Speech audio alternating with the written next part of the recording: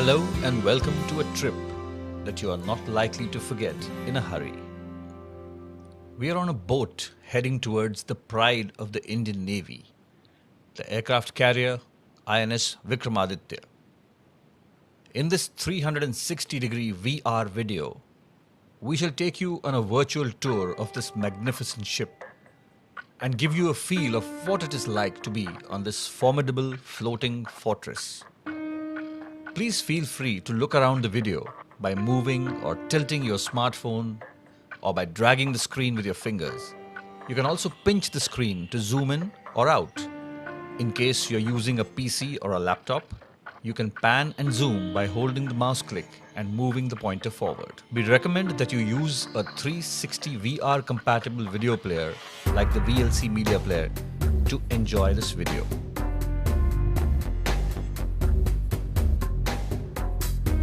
If you now look in the direction of the rising sun, you will get your first glimpse of the Vikramaditya. It is indeed a majestic sight, and the conspicuous silhouette of the ship gives her a very distinct identity. INS Vikramaditya, commissioned into the Indian Navy in November 2013, represents 19.82 acres of sovereign Indian territory. That is equivalent to 11 football fields, with the flight deck area itself equivalent to about 1.5 football fields. At her widest, she is 60 meters across. That's as wide as a 4-lane highway. She is the largest ship operated by the Indian Navy, and she has a loaded displacement of 45,400 tons, which is approximately equivalent to the weight of 7,500 African bush elephants. Let us circle around the ship before we board her. Please feel free to move the screen to have a better look at the ship at any time during the video. The ship extends 10.5 meters below water and has a maximum height of 53.4 meters above it, bringing her total height to about 64 meters. This is comparable to, let's say, a 15-storied building.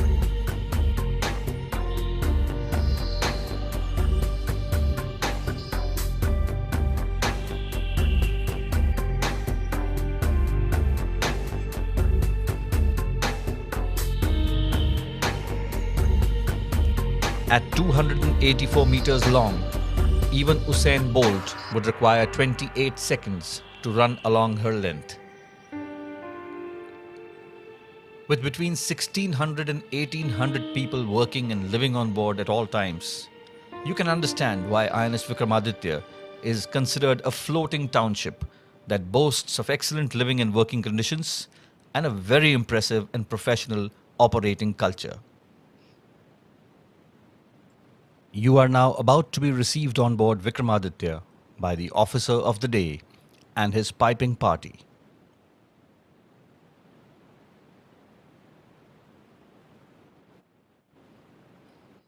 Piping is an old naval tradition followed by navies around the world.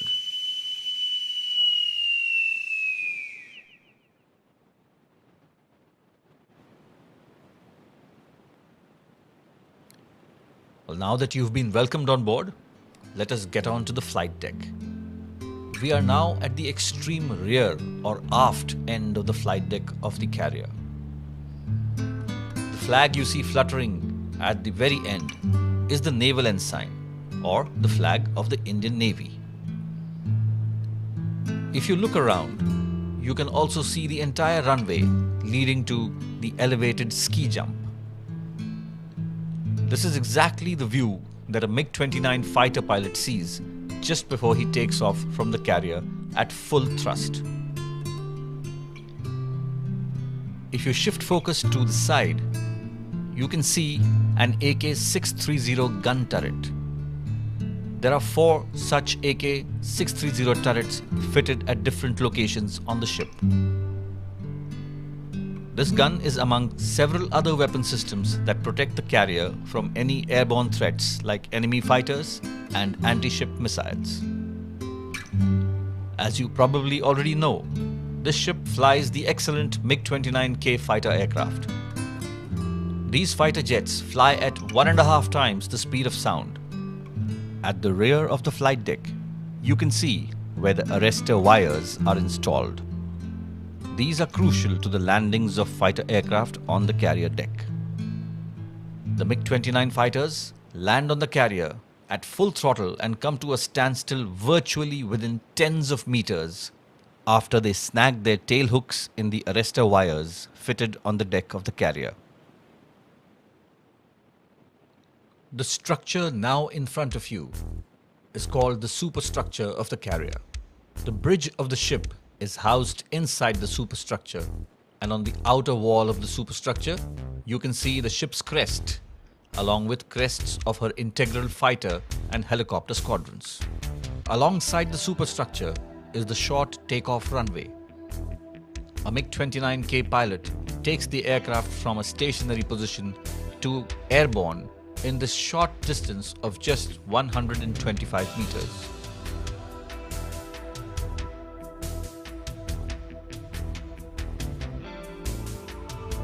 The starboard or right side of the superstructure is used for ship-to-ship replenishment at sea and for fueling. The ship's aft or rear crane on this deck is used for ship ammunitioning and rationing. The ship's lifeboats are also stored on this part of the deck. We are now standing at the end of the angled landing runway, which is diagonal to the main axis of the ship. Modern carriers use diagonal angled runways to allow fighters to take off again immediately in case they fail to snag their tailhook in the arrestor wire during a landing attempt. Smoke seen right at the top of the superstructure is steam issuing from the ship's boilers. This ship is powered by 8 boilers with a maximum power output of 180,000 horsepower.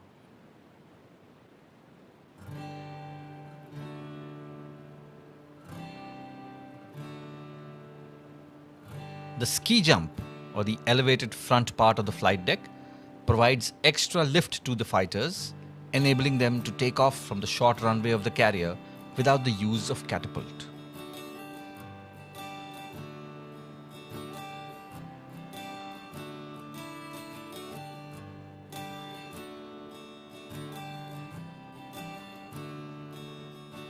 To protect the ship from any intruders in harbor, sentries armed with machine guns keep a constant vigil to ensure no unwanted guest is able to board the carrier.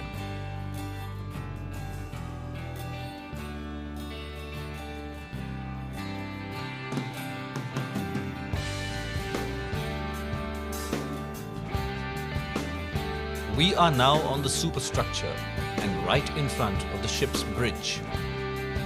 The view you see in front of you is what the captain of Vikramaditya and his navigating crew see while piloting this mammoth ship. Quite breathtaking, isn't it? Feel free to look around.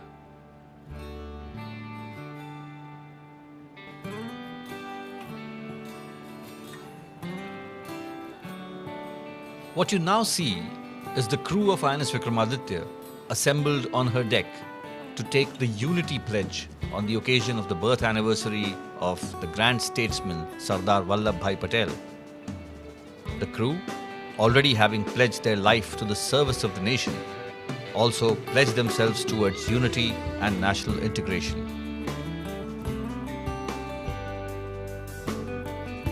We are now in the internal hangar of INS Vikramaditya. You can see the Sea King helicopter safely stowed away, and the ship's crew are utilizing the extra space for keeping themselves physically fit through sports and exercise. While at sea, this hangar is chock-a-block full with aircraft.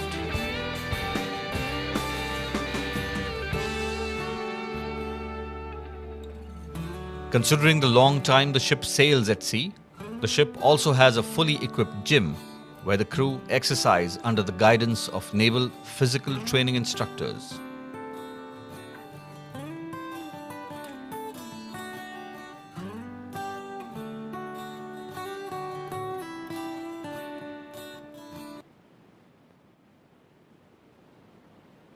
Providing food for the large crew of Vikramaditya is indeed a daunting task. And this responsibility rests in the safe and dedicated hands of our naval cooks. The ship also has an operational bakery which churns out about 5,000 slices of bread for daily consumption. The ship can carry provisions and stocks that last over 2 months and caters for approximately 1,800 personnel. Would you believe it that the consumption of ration brings down the weight of the ship by between 2.5 and 3 tons every day? Almost 15,000 liters of milk, 25,000 kilograms of fresh ration, and 20,000 kilograms of dry rations are consumed monthly. INS Vikramaditya also boasts of a ship's museum where the rich heritage and legacy of the ship is carefully preserved. The museum is proudly cared for by the ship and serves as a historic record as well as a center of motivation to be a part of this great ship. This has been but a glimpse of the 23 decks and 2,500 compartments of this mighty flagship of the Indian Navy. The Indian Navy's prowess as a blue water navy of the region is centered around her aircraft carrier operations. The Vikramaditya is indeed the bulwark and the pride of the Indian Navy. It has been a pleasure to have you on board with us today. Please feel free to look around before you leave. As we bid you farewell, we hope our effort to bring to you the thrill of being on board an aircraft carrier on your smart devices has achieved its purpose. Do tell your friends about the Indian Navy, and hopefully one day you will actually step on board a naval ship. Jai Hind, Shanna Varuna.